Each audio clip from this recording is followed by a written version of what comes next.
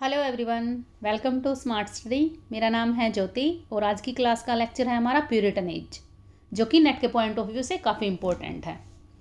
ये मेरी जितनी भी सीरीज चली हुई है, जो हमने आज तक जितनी भी क्लास की हैं, वो नेट के पॉइंट ऑफ व्यू से काफ़ी इम्पोर्टेंट क्लास हैं। ठीक है। और लास्ट लेक्चर में कुछ टेक्निकल प्रॉब्लम आ गई थी जैसे ही मैं वीडियो रिकॉर्ड कर रही थी, तो इस वजह से मुझे बीच में ही वीडियो एंड करनी पड़ी। तो आज मैं उस लेक्चर को कंटिन्यू करती हूँ। उसमें कल हमने किया था पॉलिटिकल बैकग्राउंड ऑफ प्यूरिटनेज। आज हम राइटर से स्टार्ट करेंगे। ठीक है। सबसे पहले कौन से राइटर करेंगे हम? जॉन मिल्टन, जिसके नेम के ऊपर इनको मिल्टन एज भी बोला जाता है। प्यूरिटन एज को मिल्टन एज भी बोला जाता है। ठीक है, चलिए देखते हैं।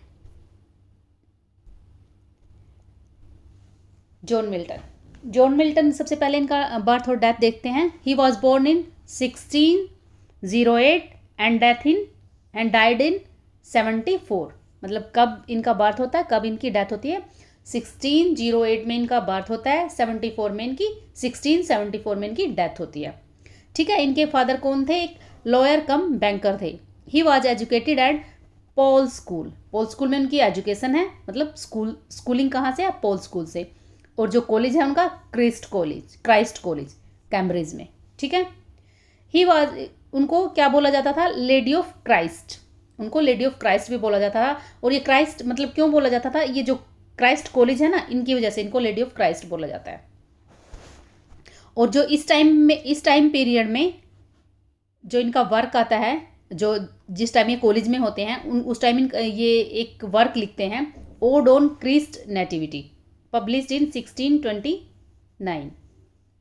ठीक है, 1629 में आती है ये पोइम। और कब आती है? जब ये कैम्ब्रिज कॉलेज में होते हैं, क्राइस्ट कॉलेज में होते हैं। ठीक है। अब बात करते हैं। हाँ, एक बार इनको ना मिनिस्टर के लिए ऑफर आया था, लेकिन इन्होंने उसको रिफ्यूज कर दिया। और क्या बोला?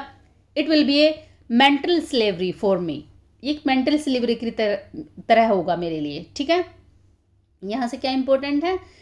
कहाँ से उसकी स्कूलिंग है और कहाँ से उनका कॉलेज है। कॉलेज टाइम क्यों इंपॉर्टेंट है? क्योंकि उस टाइम में उन्होंने ओड ऑन क्राइस्ट नेटिविटी ये वर्क लिखा था। ठीक है। अभी बात करते हैं उसके बाद ये अपना जो मिनिस्ट्री का जो इनके लिए ऑफर आया था उसको रिजेक्ट करने के बाद होर्टन नामक प्लेस पे चले जाते हैं। और वो कहाँ पे होता है? लंदन में होता है, मतलब लंदन के पास होता है। एक प्रॉपर्टी होती है इनके फादर ने जो इनके लिए खरीदी थी, वहाँ पे चले जाते हैं। और कब जाते हैं? 1632 में।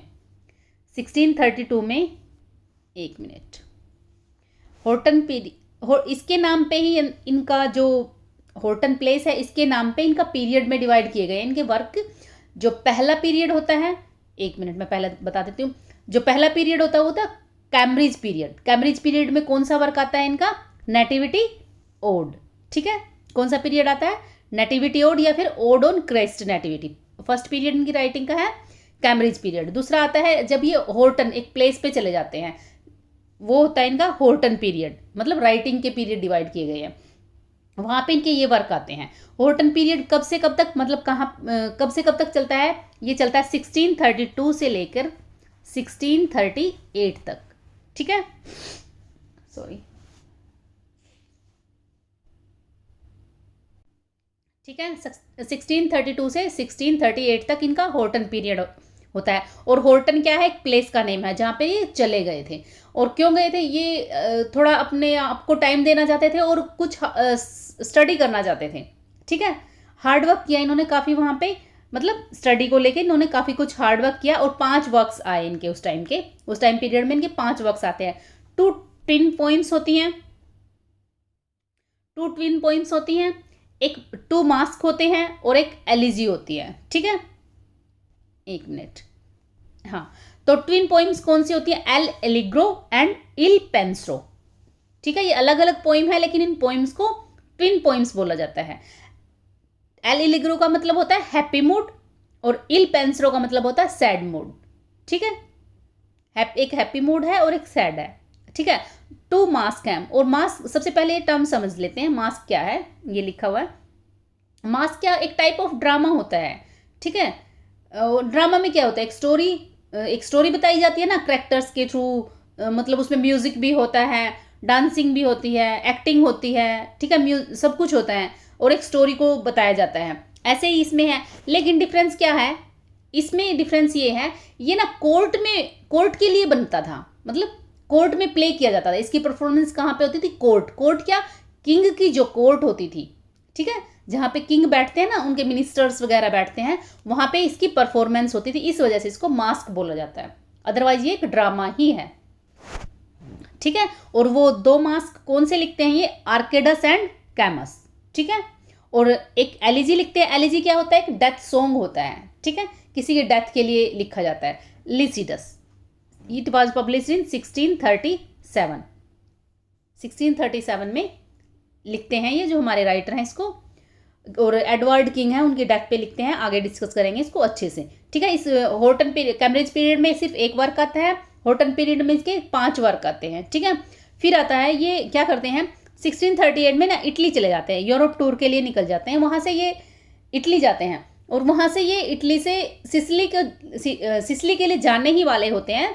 इनको एक बैड न्यूज़ मिलती है, ठीक है। बैड न्यूज़ किस लिए थी?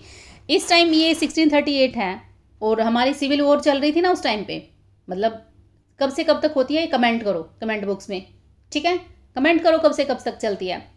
तो क्या होता है इस टाइम में ना, इंग्लिश सिविल वॉर का मतलब अपने अर्ली स्टेज में होती है। तो इसको पता चलता है किंग और जो पार्लियामेंट है उनके बीच में स्ट्रगल चल रही है। हमने उस पीरियड में किया था ना, जो कैरोलिनेज में किया था, उनमें किंग और पार्लियामेंट्री में स्ट्रगल चल रही थी। तो इसको पता चलता है ऐसा कुछ हो रहा है, तो फिर ये यूरोप टूर है ना उसको कैंसिल कर देता है और बोलता है आई थो it base to be traveling for amusement abroad while my fellow citizens were fighting for liberty at home।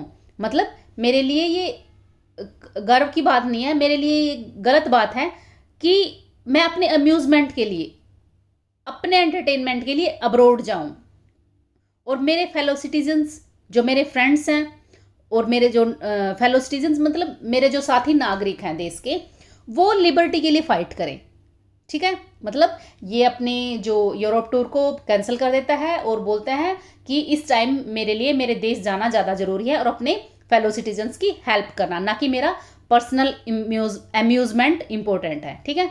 इसलिए ये अपना टूर कैंसिल कर देता है और वहाँ से सीधे आता है ये 1639 में क्या करता है, वहाँ से आते ही एक स्कूल टीचिंग करता है, स्कूल में टीचिंग करने लगता है। और वहाँ पे कुछ प्यूपिल्स होते हैं और 2 इनके जो सिस्टर के सन होते हैं उनको पढ़ाता है। और जो एक्सपीरियंस है ना इनके टीचिंग के, जो एक्सपीरियंस होते हैं वो रिकॉर्ड करता है ओन एजुकेशन में, ठीक है। ओन एजुकेशन में इनके क्या है, टीचिंग एक्सपीरियंस रिकॉर्ड है, ठीक है, क्लियर। और मतलब कौन थे ये? जॉन और एडवर्ड फिलिप इसके सिस्टर के सन थे, जिनको पढ़ाते पढ़ाते जो इसको एक्सपीरियंस होता है ना उसको रिकॉर्ड करता है ओन एजुकेशन। ये इसका एक प्रोज वर्क है। 1640 से लेकर 1660 तक ये एक जर्नलिस्ट पीरियड बोला गया। पहला कौन सा था? कैम्ब्रिज, दूसरा कौन सा? हॉटन पीरियड, और तीसरा जर्नलिस्ट पीरियड। इसमें प्रोज पैम्पलेट पब्लिश करता है ये। कब से कब तक है? 1640 से 1660 तक, ठीक है। On the establishment of Commonwealth he was, और जैसे ही कॉमनवेल्थ आती है, मतलब इंग्लिश सिविल वॉर की बात हुई है ना, उसके लिए ये वापस आ जाते हैं। तो उसके बाद कॉमनवेल्थ गवर्नमेंट आती है। ये कॉमनवेल्थ ही मतलब जो इस आयरन एज प्रोटेक्टोरेट, मतलब आयरन या फिर ओलिवर क्रोमवेल, जो ओलिवर क्रोमवेल को फेवर कर रहे थे ना उनकी साइड से था। तो इनको तो अच्छी पोस्ट मिलनी ही थी, तो इनको लेटिन सेक्रेटरी अपॉइंट कर दिया जाता है डिपार्टमेंट ऑफ फॉरेन अफेयर, ठीक है। क्योंकि मिल्टन खुद एक प्यूरिटन होते हैं, ठीक है। और प्यूरिटन कौन होते हैं? ओलिवर क्रोमवेल के फॉलोअर होते हैं। इसका मतलब इनके अकॉर्डिंग गवर्नमेंट आ गई। इनके अकॉर्डिंग गवर्नमेंट आई तो क्या हुआ? किनशिप हुई, नेपोटिज्म हुआ और इनको लेटिन सेक्रेटरी बना दिया गया, ठीक है। अभी तक हम 3 पीरियड कर चुके हैं, जो हमारे जॉन मिल्टन के वर्क्स के 3 पीरियड आ चुके हैं। अभी हमारा ये लास्ट पीरियड चल रहा है। फिर इनकी मैरिज के बारे में बात कर लेते हैं। इन्होंने 3 शादियां की हैं। एक तो मैरी पॉवेल से की है, ठीक है, और एक एलिजाबेथ मिंसेल से और कैथरीन वुडकॉक, ठीक है। सबसे पहली मैरिज होती है मैरी पॉवेल। लेकिन क्या होता है, ये मैरी पॉवेल होती है जो रॉयलिस्ट की बेटी होती है। रॉयलिस्ट कौन थे? जो किंग को फॉलो कर रहे थे, मोनार्की को फॉलो कर रहे थे। और ये जो जॉन मिल्टन है ये प्यूरिटन होते हैं। तो इनमें बैलेंस नहीं हो पाता, ये एडजस्टमेंट नहीं कर पाती और ये घर छोड़कर चली जाती है। ठीक है, मतलब प्यूरिटन ये बोलते हैं, प्यूरिटन इनके घर के ना रूल्स रेगुलेशन मेरा दम गला घोटते हैं, मतलब आई फील सफोकेशन। ठीक है, मुझे सफोकेशन होता है इस घर में। तो ऐसा, तो ये चली जाती है। तो इस उसमें इसकी जो मिल्टन बोलते क्या, ये लिखते हैं एक ट्रैक्ट लिखते हैं। ट्रैक्ट का मतलब होता है निबंध या पैराग्राफ, या फिर हाँ निबंध ही लगा लो, पैम्फलेट भी बोल सकते हैं इसको। एक ट्रैक्ट लिखते हैं ऑन डिवोर्स टू चेंज, और डिवोर्स किस लिए, to change in the divorce law. ठीक है, किस लिए लिखते हैं, मैरी पॉवेल घर छोड़कर चली जाती है और ये चाहते हैं कि डिवोर्स लॉ में कुछ चेंजेस लाए जाए, उसके लिए ऑन डिवोर्स लिखते हैं। ठीक है, मैरी पॉवेल से, लेकिन वो क्या होता है बाद में वापस आ जाती है। लेकिन मतलब जो ये ट्रैक्ट लिखते हैं इनका सरकार पे कोई असर नहीं होता और ना कोई रूल रेगुलेशन चेंज होते, लेकिन ये खुद ब खुद वापस आ जाती है। ठीक है, और जो जॉन मिल्टन है इनकी फैमिली की काफ़ी हेल्प करते हैं, क्योंकि गवर्नमेंट अगेंस्ट थी ना, जो मैरी पॉवेल है उसकी फैमिली के अगेंस्ट हो जाती है, क्योंकि वो रॉयलिस्ट थे। तो जॉन मिल्टन काफ़ी कुछ हेल्प करता है, इनको बचाता है, और इसलिए मैरी पॉवेल की कुछ अपनी पर्सनल नीड की वजह से वो वापस आ जाती है। कुछ सेफ्टी भी लगा लो। और 3 बेटियां होती हैं, और ऐसा बोला जाता है कि बेटियों के कंडक्ट की जो अनफिलैल, मतलब उनके कंडक्ट, उनका व्यवहार ठीक नहीं था। तो और सबसे बड़ी बात, वो मतलब पैराडाइज लॉस्ट ऐसा बोलते हैं कि उसकी डिक्टेशन के लिए भी मना कर देती हैं, और कई जगह बोला जाता है उनकी बेटियों ने डिक्टेशन की है पैराडाइज लॉस्ट की। ठीक है, आपको बस ये याद रखना है यहाँ पे, मैरी पॉवेल की शादी, और मैरी पॉवेल की शादी जॉन मिल्टन से होती है, उनकी 3 बेटियां होती हैं। ये इतना कुछ याद नहीं रखना, बस 3 बेटियां होती हैं, और ये प्यूरिटन थे और वो रॉयलिस्ट थी। और सबसे बड़ी बात इंपॉर्टेंट जो क्रक्स निकल के आता है, ऑन डाइवोर्स क्यों आता है, क्योंकि वो उनकी वाइफ चली गई थी और वो चेंज करना चाहते थे डिवोर्स लॉ में, इसीलिए ये स्टोरी डिस्कस की गई है इतनी। अभी बात करते हैं, एक पर्सन आते हैं सेल्मासियस कौन होते हैं, ये एक प्रोफेसर होते हैं in university of Leiden, Holland में प्रोफेसर होते हैं। पहले एक फ्रेंच स्कॉलर होते हैं, फ्रेंच होते हैं ये, और बाद में एक प्रोफेसर बन जाते हैं। उनके साथ जॉन मिल्टन की जो कंट्रोवर्सी होती है ना, उसकी वजह से मिल्टन काफ़ी पॉपुलर हो जाते हैं। ठीक है, और कंट्रोवर्सी क्यों होती है, जो सेल्मासियस थे ना उनको अपॉइंट किया जाता है चार्ल्स सेकंड के द्वारा। चार्ल्स सेकंड सेल्मासियस को अपॉइंट करता है कि आप मेरे फादर के डिफेंस में कुछ लिखो। इनके फादर कौन थे, चार्ल्स सेकंड के, चार्ल्स फर्स्ट थे ना, जो एग्जीक्यूट कर दिए गए थे 1649 में। तो वो बोलते हैं उनके डिफेंस में कुछ लिखो, उनके बारे में कुछ अच्छा लिखो। ठीक है, लेकिन जो जॉन मिल्टन है वो इनके अपोजिट होता है, मोनार्की के तो वो अपोजिट ही होता है ना।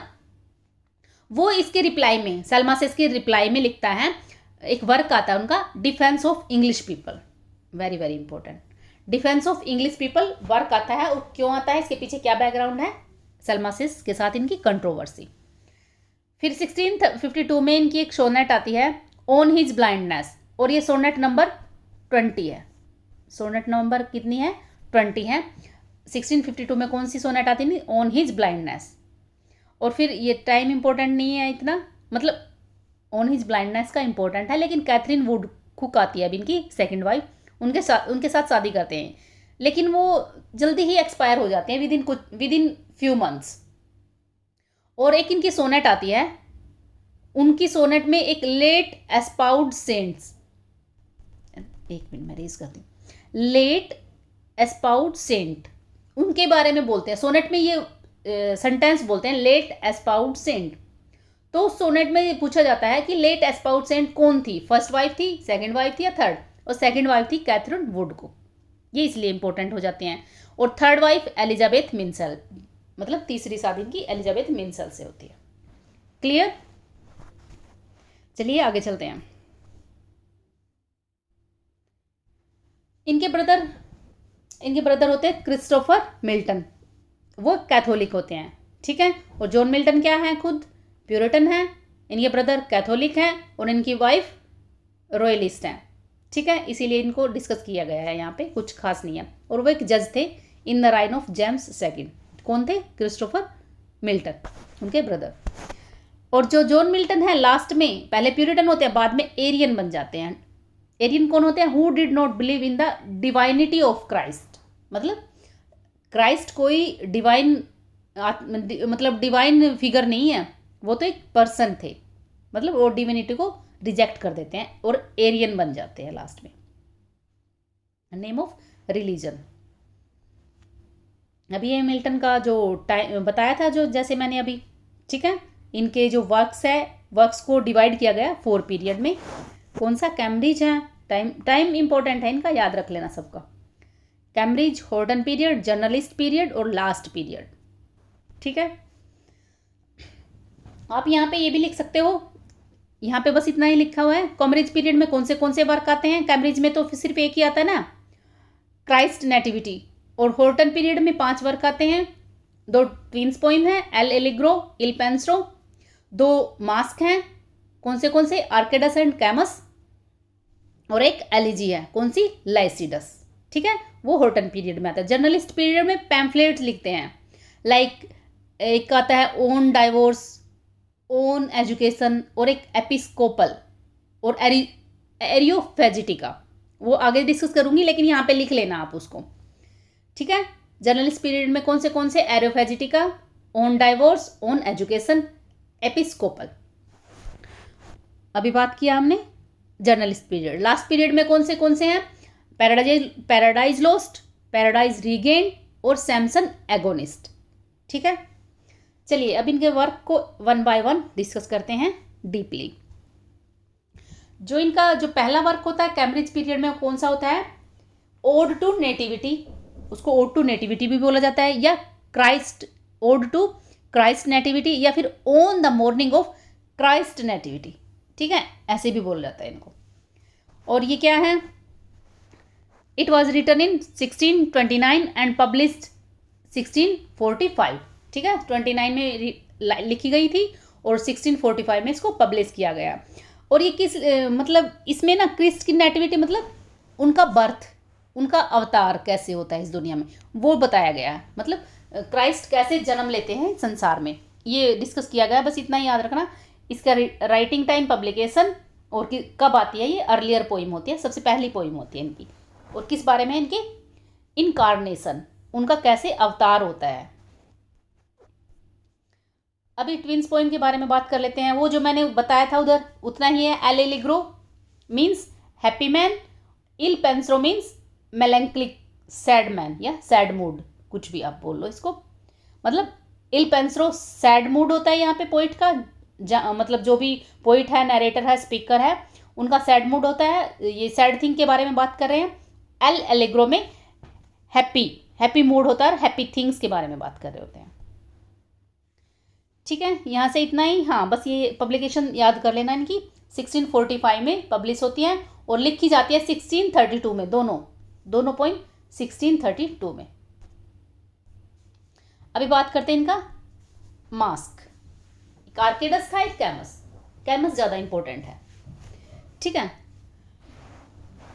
सबसे पहले है a masque presented at Ludlow Castle मतलब महल।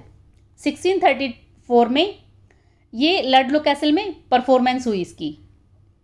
मतलब वो मास्क क्या होते हैं? A type of drama performed at court. तो कोर्ट में ही पब्लिश हो रहा था ना ये भी। कहाँ पे? जो लडलो कैसल होता है और टाइम पीरियड 1634 में। और किस लिए होता है? जो अर्ल ऑफ ब्रिज थे ना, अर्ल ऑफ ब्रिज वाटर, उनके सेलिब्रेशन में हो रहा था। वो गवर्नर बन जाते हैं वेल्स के। ठीक है, it was first presented on Michaelmas 1634 before John. और वो अर्ल ऑफ ब्रिज वाटर कौन होते हैं? John Egerton at Ludlow Castle in celebration of earl's new post as Lord President of Wales. मतलब प्रेसिडेंट बोल लो या गवर्नर बोल लो। ठीक है, जब वो प्रेसिडेंट बनते हैं वेल्स के, उनके लिए ये उनके सामने ये परफॉर्म किया जाता है। और वो कौन होते हैं? Earl of Bridgewater, John Egerton. ठीक है, ये प्रेजेंट तो होता है 1634 में, लेकिन पब्लिश होता है, एक मिनट, 1637 में, ठीक है। It is a didactic poem. Didactic कौन सी पोइम होती है? जिनका कुछ मोरल निकल कर आता है, ठीक है, नैतिकता आधार होती है जिनका। It celebrate Trump of virtue, मतलब, और कैस्टिटी, सबसे इंपॉर्टेंट है कैस्टिटी, चेस्टिटी। ट्रम्प मतलब इसमें चेस्टिटी की कैसे विजय होती है उसको सेलिब्रेट किया जाता है। चेस्टिटी मेन इसका लाइक धुरी होती है जिसके अराउंड इन्होंने स्टोरी वो की है भाई, चेस्टिटी कैसे जीत जाती है लास्ट में, ठीक है। It celebrate the Trump of chastity या वर्चू, इंपॉर्टेंट है चेस्टिटी। डायडेक्टिक पोइम है, और अर्ल ऑफ ब्रिज वाटर जो गवर्नर ऑफ वेल्स बन जाते हैं उनके लिए सेलिब्रेशन में की जाती है ये पोइम। और जो इसमें स्टोरी क्या चलती है, इसमें क्या होता है, दो भाई होते हैं और एक उनकी बहन होती है, ठीक है। वो जो वुड्स में, जंगल्स में ना, फॉरेस्ट में गुम हो जाते हैं रात में, और वो उनकी बहन बेहोश हो जाती है। वो उनके लिए कुछ शेल्टर देखने के लिए उनके ब्रदर चले जाते हैं, और पीछे से जो कैमस, जो हमारा जो टाइटल कैरेक्टर है, ये आता है। और ये कौन होता है? ये एक एंसेस्टर्स होता है जिसमें मैजिकल पावर है, और जो लोगों को टेम्प्ट करता है, टेम्पटेशन इसका कार्य होता है, इसका काम होता है टेम्पटेशन, लोगों को बहकाना, लोगों को ललचाना। तो वो आता है भाई, तो ये शेल्टर देखने के लिए चले जाते हैं। और जो लेडी होती है ना इनकी, जो मतलब इनकी बहन होती है, जो लेडी होती है, मतलब उस बहन को लेडी बोला गया यहाँ पे, 2 ब्रदर एंड ए लेडी, और वो लेडी इनकी सिस्टर होती है। तो जो लेडी होती है उसको कैमस लेके बहकाकर अपने कैसल में लेकर चला जाता है, और वो इसके पीछे पीछे चली जाती है। और जो कैमस है ना, एक मिनट, जो कैमस है ना, कैमो बोलो इसको या कैमस, कॉमस बोलो या कुछ भी, कैमो बोलो, तो ये सन होता है सर्स और बैकस का, CIRCE, Circe and Bacchus, BACCHUS, इनका बेटा होता है दोनों का।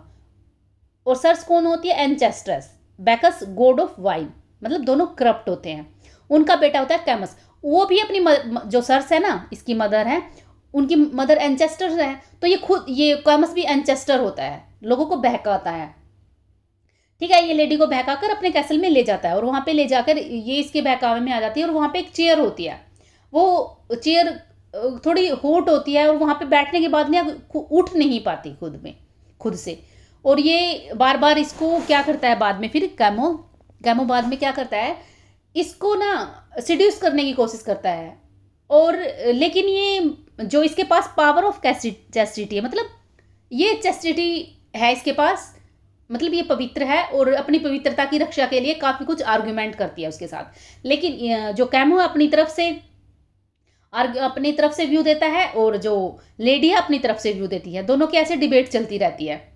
ये इसको बार बार सिड्यूस करने की कोशिश करता है। लेकिन क्या होता है, एक अटेंडेंट स्पिरिट होती है जो इनके एल्डर ब्रदर को मिलती है, वो बता देती है, अटेंडेंट स्पिरिट, इनका यही नाम होता है अटेंडेंट स्पिरिट, कि ऐसे ऐसे आपकी बहन ना, मतलब वो खतरे में है, और उनको रास्ता बता देती है जो ब्रदर है, उधर उधर चलो, आपकी बहन उधर है और वो खतरे में है, वहाँ पे जाके ये इसको बचा लेते हैं, ठीक है। लेकिन क्या होता है, ये जो सिस्टर है ना इनकी, जो लेडी है, वो चेयर से उठ नहीं पाती, जो चेयर होती है ना उससे ये उठ नहीं पा रही हैं, जो चेयर है उससे उठ नहीं पा रही है, उस वहीं पे बैठी हुई हैं। तो क्या करती है, जो अटेंडेंट स्पिरिट होती है ना, वो गॉडेस ऑफ रिवर कौन सी, सेवरन रिवर की गॉडेस हैं सैब्रीना, उनको इन्वोक करती हैं, उनको बुलाती हैं, ठीक है। और वो इन्वोक करती हैं तो वो आ जाती हैं, और उनकी हेल्प से अटेंडेंट स्पिरिट किसको इन्वोक करती है, सैब्रीना को, और सैब्रीना इसको इस कुर्सी से, इस चेयर से उठा देती है, किसको, लेडी को, ठीक है। चेयर से किसने उठाया, सैब्रीना ने, क्लियर, ठीक है। यहाँ इतना ही। हाँ, एक और इम्पोर्टेंट चीज़ें रह गई है यहाँ पे ना 2 इको सॉन्ग्स होते हैं, one is sung by lady and दूसरा सैब्रीना। 2 सॉन्ग्स होते हैं इस वर्क में, एक मिनट, इसमें 2 सॉन्ग्स होते हैं, एक तो लेडी गाती है और दूसरा सैब्रीना, ठीक है, क्लियर। और एक जो ब्रदर होते हैं उनकी एक स्पीच भी होती है, वो इतनी इंपॉर्टेंट नहीं है, स्टोरी कर ली वही बहुत है, जो मैंने बताया ना उतना ही इंपॉर्टेंट है। और ये चेस्टिटी को सेलिब्रेट करते हैं यहाँ पे। क्या किया हमने, हाँ कैमस हो गया। अभी करते हैं हम लिसिडस। लिसिडस ये जैसे मैं पहले बता चुकी हूँ, ये एक एलिजी है, डेथ सॉन्ग है, और किसकी डेथ पे ये है, ये एडवर्ड किंग, और इट वॉज रिटन इन 1637 और पब्लिश्ड इन 1638। और जो जिसमें पब्लिश हुई है वो मैगजीन थी जस्टा एड्रोडा किंग नाउफ्रेगो जस्टा एड्रोगा किंग नाउफ्रेगो, इस मैगजीन में ये पब्लिश होती है। कलेक्शन ऑफ एलिजी मैगजीन, ये जो जस्टा एड्रोडा किंग नाउफ्रेगा वो एक कलेक्शन ऑफ एलिजी है, उसमें पब्लिश होती है, पहली बार वहाँ दिखाई देती है लिसिडस। ये टाइटल जो लिसिडस है वो कौन है, वो हमारे किंग एडवर्ड ही हैं, ठीक है। और ये लिसिडस मतलब किंग एडवर्ड कौन होते हैं यहाँ इस पोइम में, सेफर्ड होते हैं। और जो हमारे जो जॉन मिल्टन है वो खुद भी हैं इस पोइम में एज ए सेफर्ड, दोनों यहाँ पे सेफर्ड है। हाँ पहले इसकी बात देखते हैं कैसे डेथ होती है। जो एडवर्ड किंग होते हैं ना, उनकी डेथ हो जाती है, वो आयरिश सी में, वो आयरलैंड जा रहे थे, वहाँ रास्ते में डूबने से उनकी मौत हो जाती है। और वो उनकी डेथ कब होती है, 1637 में होती है, ठीक है। और Milton republish this poem in 1645, जब मिल्टन की सभी पोएम्स आती है ना इकट्ठे, तब दोबारा से रिपब्लिश करते हैं इसको। इसमें क्या होता है, इसकी स्टोरी कैसे चल रही है, अभी लिसिडस बताता है, ओपनिंग लाइन में बोलता है, फूल पत्तियों से बात कर रहा होता है, ये बोलता है लोरल से बोलता है, और एक मेहंदी टाइप का एक पेड़ होता है, उससे बोलता है मैं आपकी जो पत्तियां हैं वो लेने आया हूँ, मैं आपकी जो भी कच्ची पक्की जितनी भी पत्तियां हैं ना सबको तोड़ लूँगा। कुछ ऐसे से बात करता है, फूल पत्तियों से बात कर रहा है, मतलब नेचर से बात कर रहा है। और बताता है, धीरे धीरे प्रोग्रेस करती है जैसे पोइम, कि आज ना बहुत सैड डे है, बहुत मतलब दुख भरा दिन है। क्यों दिन है, क्योंकि आज ना मेरे फ्रेंड की डेथ हो गई है। और ऐसे बता के डेथ के बारे में, और वो बताता है कि वाटर में डूबने से उसकी डेथ हुई है।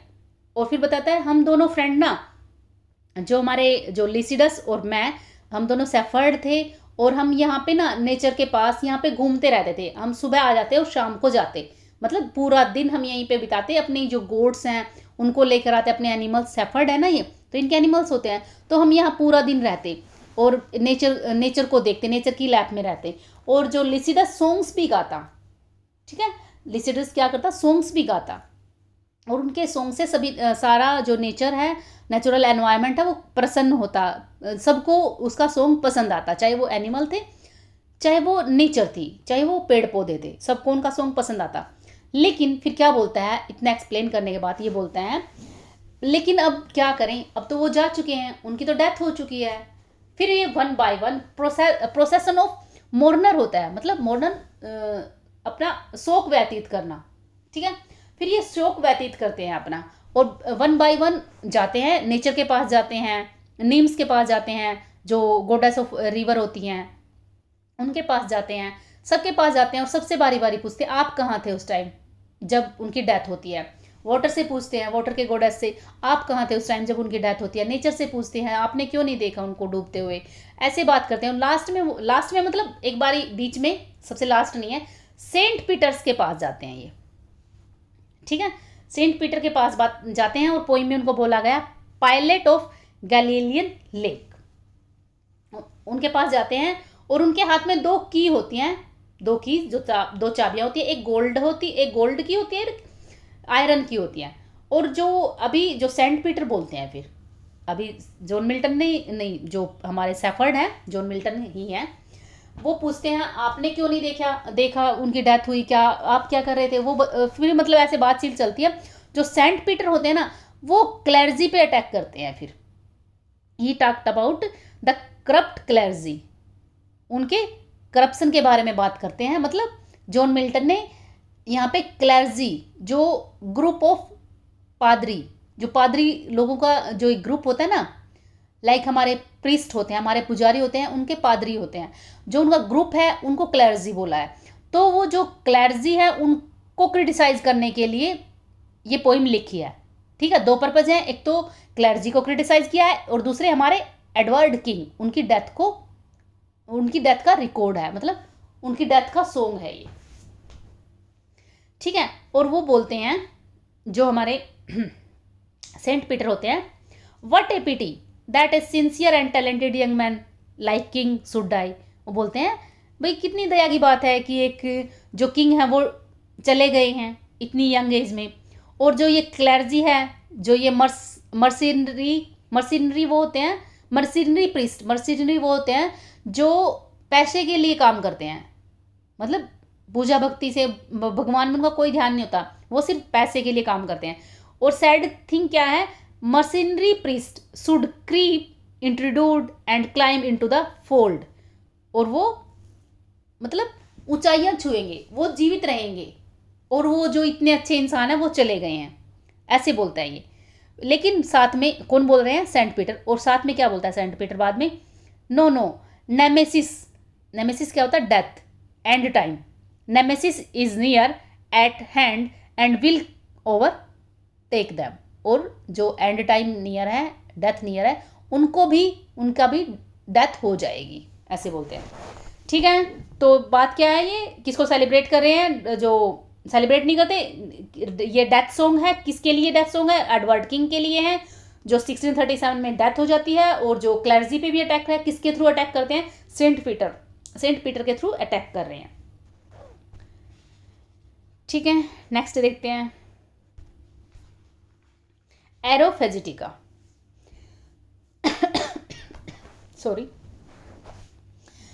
अभी बात करते हैं एरोफेजिटिका। ये एक इनका लाइक पोलमिक क्या होता है, एक वर्बल अटैक है, पोलमिकल वर्क है, पोलमिकल वर्क मतलब पोलमिक प्रोज, पोलमिक वर्क है। पोलमिक वर्क क्या होता है, वर्बल अटैक, ठीक है। ये वर्बल अटैक करते हैं, किस पे करते हैं, पार्लियामेंट पे करते हैं, पार्लियामेंट ऑफ इंग्लैंड में।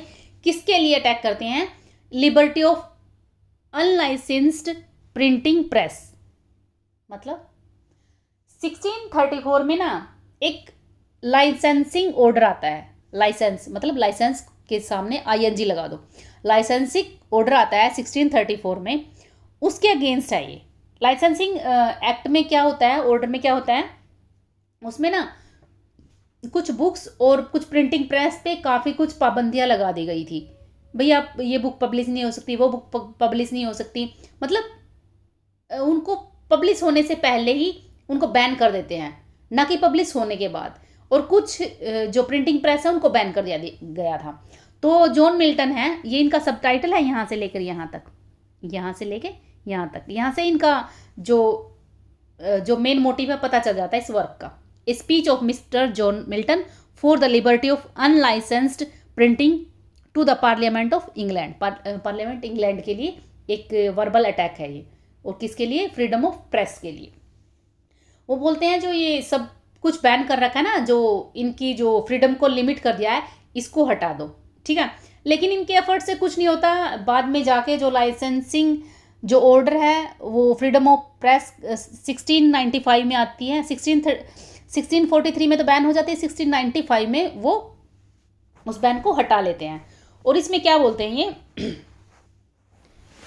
ये बोलते हैं ये एक philosophical defence of principle right of freedom of speech and expression, मतलब जो अभी बोलते हैं ना हमारे प्रेस, ये हमारा एक्सप्रेशन, ये हमारी फ्रीडम ऑफ एक्सप्रेशन है, ठीक है, उसको डिपिक्ट करते हैं उस टाइम में जो हमारे जॉन मिल्टन होते हैं। और यहाँ पे क्या करते हैं जॉन मिल्टन, काफ़ी कुछ एग्जाम्पल्स देते हैं, लाइक ग्रीक का दे दिया, रोम का दे दिया, भाई वहाँ पे भी तो है, ऐसा कुछ नहीं है वहाँ पे। उनके थ्रू एग्जाम्पल देते हुए ये बोलते हैं, इट शुड बी फर्स्ट, मतलब कोई वर्क है उसको सबसे पहले उसको एग्जामाइन करना चाहिए, उसका विश्लेषण करना चाहिए, फिर उसको रिफ्यूट करना चाहिए, और फिर उसको कंडेमन करना चाहिए, ठीक है, उसकी आलोचना करनी चाहिए, और बाद में उसका मतलब बहिष्कार करना चाहिए। लेकिन ऐसा नहीं कि उसको पढ़े बगैर ही, लोगों को पहुंचाए बगैर ही उसको बैन कर दो। वो बोलता है उसको पब्लिशिंग का उसके पास अधिकार होना चाहिए।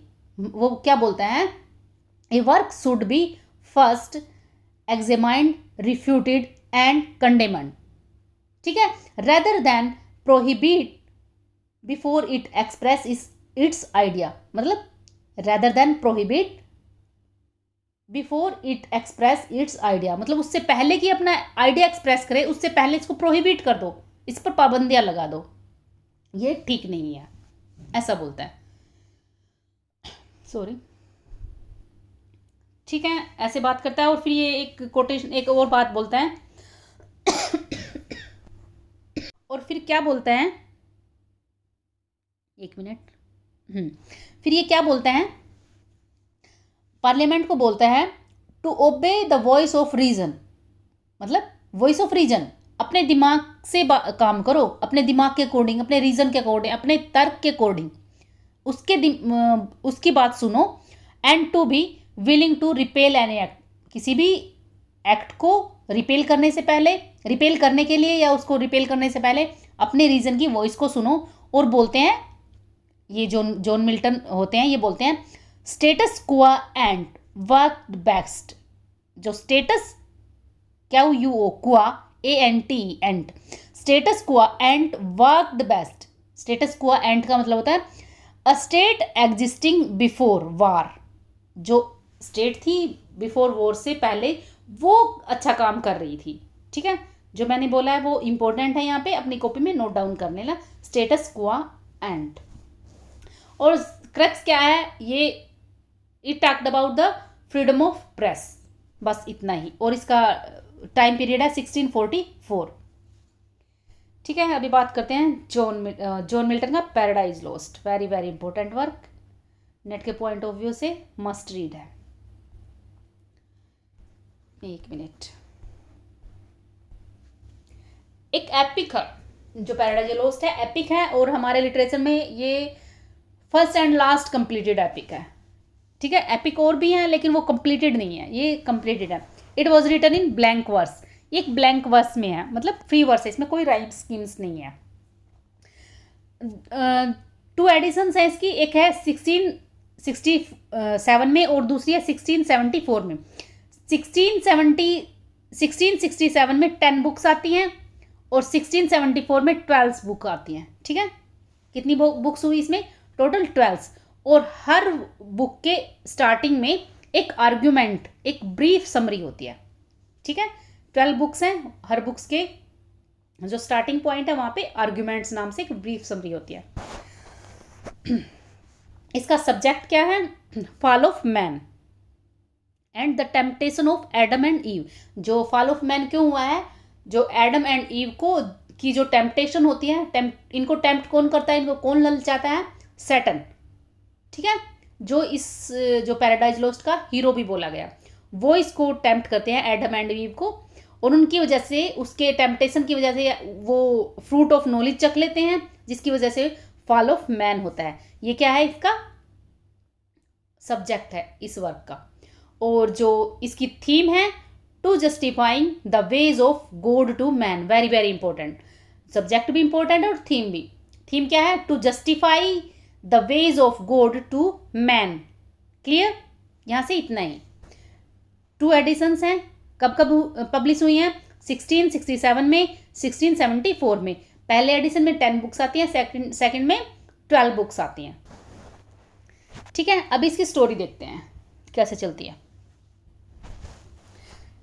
जो एक मिनट मैं पेन लेती, जो सैटर्न होते हैं ना, यहाँ इनसे ही ये वर्क स्टार्ट होता है। ये भी इन मीडियाज रेज है, इन मीडिया रेज मतलब मिडल में स्टार्ट होता है, इन मीडिया रेज, ये मतलब इन द मिडल, बीच से ही स्टार्ट होना कोई वर्क। लाइक हैमलेट, आपने हैमलेट पढ़ा है ना, हैमलेट में क्या होता है, उसके फादर दिखाई देते हैं उसको, और वो बोलते हैं ऐसे ऐसे मेरी डेथ हुई है, मतलब मेरा मर्डर हुआ है, मेरे जो आपके चाचा है और आपकी मदर ने मेरा मर्डर किया। तो इसका मतलब इससे पहले कुछ हुआ है। जो स्टोरी, जो हमारा जो सीन आता है, इसमें ऐसा लगता है हमें इससे पहले भी कुछ हुआ है, ये तो बीच में है। फिर हमें पता चलता है अच्छा ऐसे हुआ है, तो वो इन मीडिया रेज है। यहाँ पे भी ऐसे ही है। जो सैटर्न है, सैटर्न डेविल, शैतान हिंदी में बोले तो, अगर हम समझे तो शैतान को या डेविल को सैटर्न बोला यहाँ पे। जो सैटर्न है अपने कुछ फ्रेंड्स के साथ जो पेनेमोनियम जगह पे है, और वो बहुत गंदी सी जगह है, लाइक हेल, हेल की तरह है। ठीक है, वहाँ पे सैटर्न है और उसके कुछ डेविल्स फ्रेंड हैं लाइक बिल्जबब, ये हैं, और वहाँ पे बैठे हैं। और ये क्यों बैठे हैं? क्योंकि गॉड ने ना इनको अपने पैराडाइज से बैनिश कर दिया, इनको निकाल दिया है, क्योंकि इन्होंने रिवोल्ट कर दी थी। ठीक है, तो कहाँ पे है ये? पैंडेमोनियम है वो जगह जहाँ पे है ये, और ये डिस्कशन चल रहा है हम कैसे विजय प्राप्त करें गॉड पे, ऐसे डिस्कशन चल रहा है। और जो इसका एक फ्रेंड होता है, जो इसका राइट हैंड होता है बेल्जबब, वो बताता है कि जो गॉड है ना, गॉड ने एक अर्थ नाम का प्लेस बनाया है। ठीक है, और वहाँ पे कौन रह रहे हैं? एडम एंड ईव हैं, जो गॉड की मतलब सबसे अच्छी क्रिएशन है। गॉड ने बहुत अच्छे, बहुत दिल से बनाया है उसको, एडम एंड ईव। उनको करप्ट कर दो, ठीक है, उनको बहका दो, उनको करप्ट कर दो, तो हमारा मोटिव पूरा हो जाएगा। हम ऐसे तो लड़ नहीं सकते उनके साथ, ठीक है, उनके पास इतनी पावर है। तो हम क्या करेंगे? जो सबसे बेस्ट क्रिएशन है गॉड की, एडम एंड ईव, उसको करप्ट करेंगे। ठीक है, तो सैटर्न को ये आइडिया पसंद आ जाता है। ऐसे ऐसे प्लान चल रहा है, मतलब इन मीडिया रेस ये वर्क है। तो ये क्या करता है सैटर्न? सैटर्न जो अर्थ की तलाश में निकल जाता है कि कहाँ पे बनाया है वो प्लेस, देखता हूँ मैं जरा जाके कहाँ पे है अर्थ। तो अर्थ जाते टाइम तो उसको रास्ते में काफ़ी कुछ, ये जैसे जाता है तो हेल में है ये, वो पैंडेमोनियम जो कुछ जो प्लेस का नाम है वो हेल ही है। तो ये रास्ते में बहुत अंधेरों से गुजरता है, बहुत मतलब काफ़ी डरावनी जगह से गुजरता है। तो रास्ते में इसको सिन और डेथ मिलते हैं। सिन और डेथ कौन है? जो इसके बच्चे ही हैं वो। सिन से तो डेथ हुआ है, मतलब सिन इसकी बेटी है, और बेटी सैटर्न और सिन इनका बेटा डेथ है। समझ आया? ठीक है, सैटर्न ने अपनी बेटी से ही अपने दूसरे बच्चे को पैदा किया। ठीक है, मतलब सिन और डेथ इसके बच्चे हैं। ये मिलते हैं और ये इसकी हेल्प करते हैं अर्थ ढूंढने में। और क्या करते हैं ये? अर्थ से हेल तक, हेल से लेके अर्थ तक एक ब्रिज बनाते हैं सैटर्न के लिए, और सैटर्न उस ब्रिज के थ्रू अर्थ पर पहुंच जाता है। ठीक है, कौन बनाते हैं? सिन और डेथ, जो उसके बच्चे हैं। वहां जाके क्या देखता है? वो काफ़ी खूबसूरत है, अर्थ को देख के चौकन्ना हो जाता है, मतलब चौकन्ना नहीं, चौंध जाता है। उसको देख के काफ़ी सरप्राइज होता है और काफ़ी मन ललायित होता है, और ये उसको चाहता है, मैं इसको डिस्ट्रॉय करना चाहता हूँ, और वो जेलसी फील करता है काफ़ी। तो क्या करता है वो? यहाँ पे घुसने की कोशिश करता है, और जो गार्ड होता है वहाँ पे, जो चौकीदार होता है, उसको बेवकूफ़ बना के ये एंट्री कर भी लेता है। और गॉड को ये सब कुछ पता है, गॉड देख रहा है ये सब कुछ। और ये जो आर्केंगल गैब्रियल हैं, उनको गॉड कौन होते हैं? गॉड एक गॉड फादर होते हैं और गॉड सन होते हैं। कौन कौन है? एक मिनट, एक गॉड सन है और एक गॉड फादर है। ठीक है, और ये जो राफेल है ना, गैब्रियल, इसको बोलता है भाई आप जाओ राफेल, हाँ राफेल जाओ, आप एडम एंड ईव को वार्निंग दो। ठीक है, कि ऐसे ऐसे वो आ रहा है। इससे पहले क्या होता है? इसको भेजने से पहले क्या होता है? गॉड को कैसे पता चलता है? जो इस सैटर्न है ना, एंट्री कर ली है इसने गार्ड को बेवकूफ़ बना के। ये सो रहे होते हैं एडम एंड ईव, तब इनके पास आता है और मेंढक की फॉर्म में आता है, फ्रॉग। सबसे पहले किस फॉर्म में एंटर करता है ये? फ्रॉग। और जो ईव से बातें करता है फिर। ठीक है, ईव अचानक से डर के बैठ जाती है और ये बताती है कि मुझे एक बहुत बुरा सपना आया, ऐसे ऐसे मैंने जो फ्रूट खा लिया है, फ्रूट ऑफ फॉरबिडन ट्री, जो गॉड ने हमें मना किया था खाने के लिए। ठीक है, तो ये सैटर्न वहाँ से चला जाता है। फिर गॉड राफेल को भेजता है इनके पास वार्निंग देने के लिए, और राफेल जाता है, इनको बताता है कि कैसे कैसे स्टोरी हुई है, इनके बीच में एनमिटी कैसे है गॉड और सैटर्न के बीच में। यहाँ से पूरी स्टोरी बताई जाती है, कैसे कैसे क्या हुआ था। भाई इन्होंने रिबेल कर दिया और कुछ अपने फ्रेंड्स को भी अपने साथ ले लिया, डेविल्स को, और गॉड पर हमला कर दिया। गॉड की तरफ से माइकल जो एंजल होते हैं ना, उन्होंने इन पर अटैक किया था सैटर्न पे। ठीक है, ऐसे होता है, ऐसे बताता है। और फिर बताता है क्रिएशन के बारे में, कैसे वर्ल्ड बना है। ठीक है, लाइट आई, ऐसे ऐसे बताते हैं ये ऐसा इतना कुछ बताकर चले जाते हैं राफेल। और फिर क्या होता है? दोबारा से फिर आता है सैटर्न अब सरपेंट की शेप में आता है। सरपेंट मतलब स्नेक, स्नेक की शेप में आता है। पहले फ्रॉग बन के आया था, फिर स्नेक, सांप बन के आता है। और जब एडम और ईव है ना, वो अलग अलग काम कर रहे होते हैं, ठीक है। मतलब जब एडम नहीं होता ईव के पास, वो तब आता है स्नेक बन के, और ईव से बातें करने लगता है, तुम तो बहुत सुंदर है, ये है वो है। और वो चौंक जाती है, भाई आप स्नेक होते हुए कैसे बोल रहे हो। वो बोलता है मैंने जो फ्रूट ऑफ फॉरबिडन ट्री उसको टेस्ट किया है, इसलिए मैं बोलता हूँ। फिर उसको ईव को लगता है चलो मैं भी खा के देखती हूँ। वो खा लेती है और फिर उनको पुनिश कर दिया जाता है। एडम आता है, वो भी खा लेता है उसके बोलने के बावजूद। तो फिर उनको गॉड पुनिश करता है और उनको वहाँ से निकाल दिया जाता है। हाँ, कहाँ पे थे ये सीन कहाँ चल रहा होता है? Garden of Aden, garden of Aden, ठीक है। और जो फॉरबिडन जो फ्रूट होता है वो कौन सा होता है? वो एप्पल होती है। और कहाँ पे होता है? गार्डन में के कौन सी साइड में होता है? ईस्ट ऑफ एडन गार्डन, ठीक है।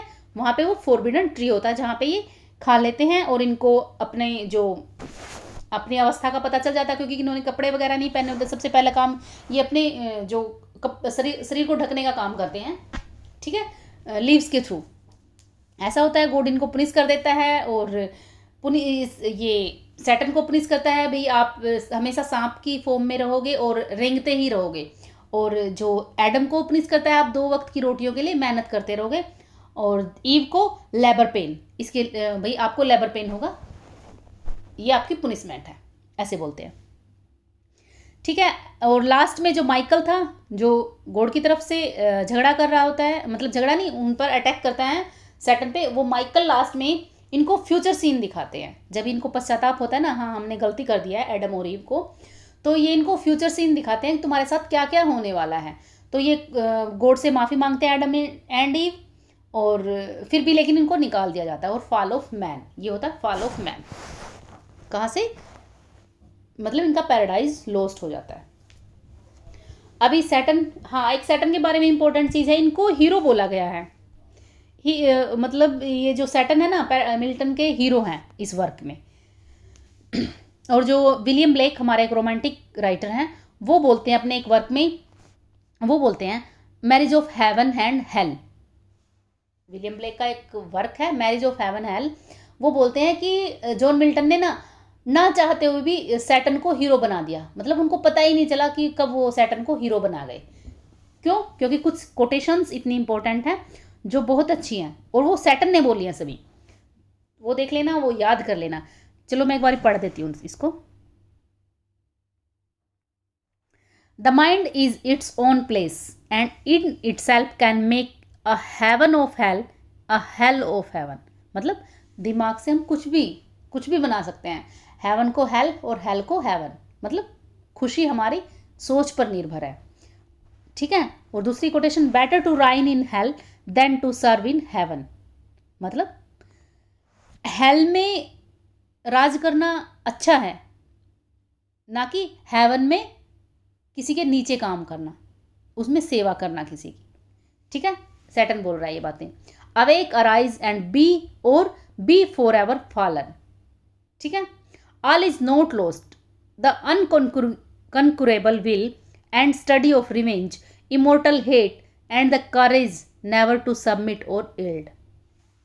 मतलब ऑल इज नॉट लॉस्ट, इसमें इससे पहले कुछ बात आती है उसमें, मतलब what the field be lost, field क्या हुआ कि हमने जो युद्ध है उसको हार गए। सब कुछ नहीं हारा हमने, हमारी जो अनकॉन्कुरेबल विल है, मतलब जिसको जीता ही नहीं जा सकता, हमारी जो ना जीतने वाली जो इच्छा है, और जो हमारी रिवेंज है, जो इमोर्टल हेट है हमारी, ठीक है, वो हमें इंस्पायर करेंगी आगे क्या करना है। मतलब what the feel be lost, all is not lost, अभी भी होप है। जो थीम है मैं बता चुकी हूँ, to justifies the ways of God to man, ठीक है। मस्ट रीड है, जो मैंने बताया वो तो है ही है, और आप अपने लेवल पे भी कर लेना इसको।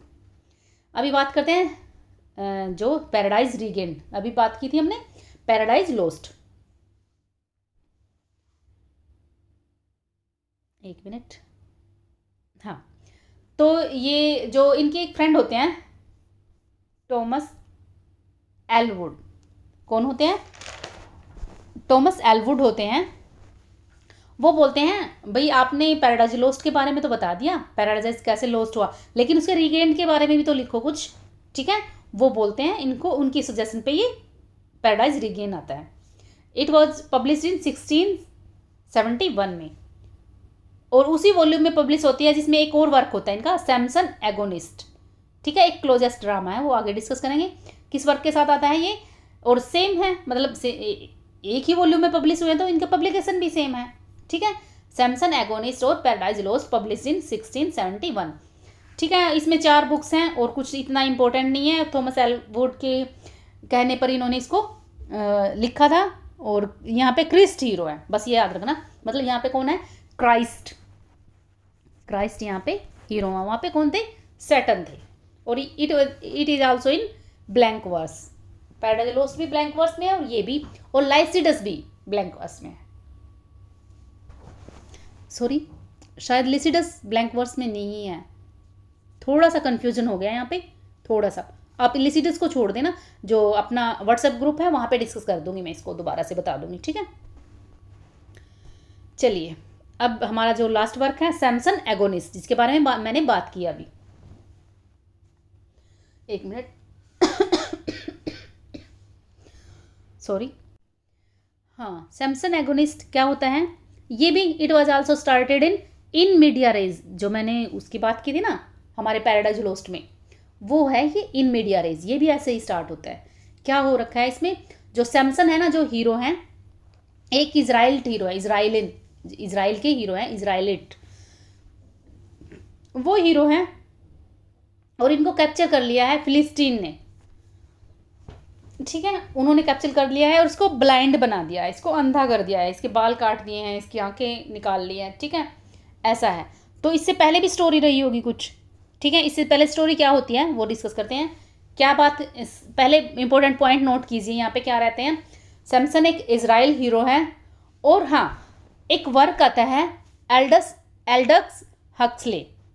कौन सा वर्क है, Eyeless in Gaza by Aldous Huxley, ठीक है। एक राइटर आते हैं हमारे, उनका एक वर्क है आइलेस मतलब बिना आंखों का, in Gaza, EYLESS in GAZA, in eyelash in Gaza.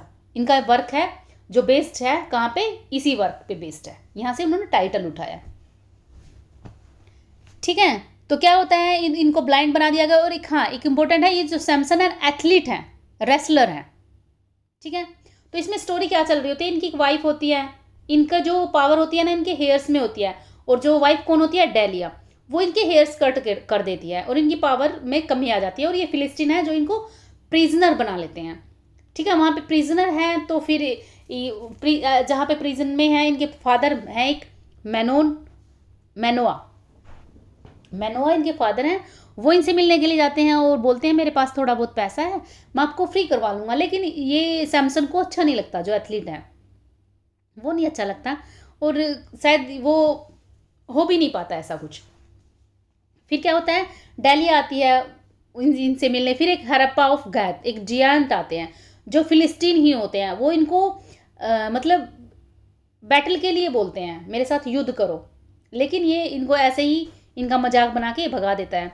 फिर एक कोर्स होता है, कोर्स क्या होता है, group of people who sings, जो गाना गाते हैं। उनका जो ड्रामेटिक वर्क होता है उससे लेना देना कुछ नहीं होता, सिर्फ वो कमेंट करते हैं, अब ऐसा हुआ, अब ये हुआ, अब वो हुआ।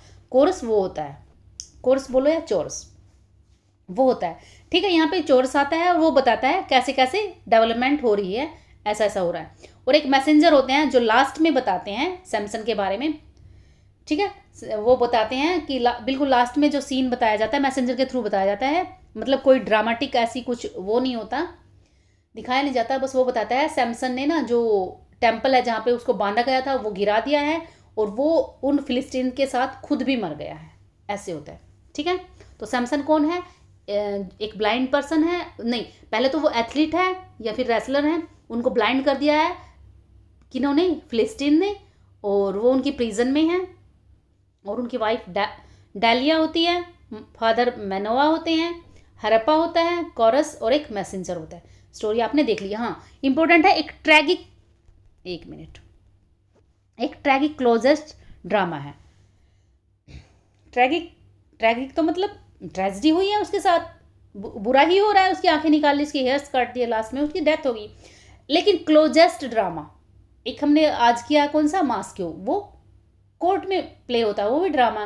क्लोजेस्ट ड्रामा क्या होता है, जैसा कि नाम से पता चल रहा है, मतलब वो सिर्फ ना परफॉर्मेंस के लिए नहीं बनाया जाता, सिर्फ रीडिंग के लिए होता है, ठीक है, वो क्लोजेस्ट ड्रामा होता है। और ये क्या है, क्लोजेस्ट ड्रामा ही है, उसका एक एग्जाम्पल है। क्लियर, बस इतना ही इंपॉर्टेंट है, ज़्यादा डीपली मत जाना, जो मैंने लिखा है वही इंपॉर्टेंट है। और ऐसा ही पैराडाइज रिगेन में है, पैराडाइज लोस्ट मस्ट रीड है, एरोफेजिटी का जितना मैंने बताया वही इंपॉर्टेंट है। और लेसिडस को आप कर लेना, मस्ट रीड है वो भी, और जो जितनी कोटेशन हो सके पैराडाइज लोस्ट से उतनी कर लेना। और बस 2 ही वर्क यहाँ पे ज़्यादा मस्ट रीड हैं, और जितनी इन्फॉर्मेशन दी है मैंने वो मोर देन इनफ है, उनको अच्छे से कर लेना। आज की वीडियो को मैं यहीं पे एंड करूँगी। Thank you for your precious time. और हाँ, लास्ट में एक बात बोलूँगी, मैं कभी नहीं बोलती, प्लीज़ मेरे चैनल को सब्सक्राइब करें, शेयर करें, कमेंट करें, लाइक करें। Thanks again.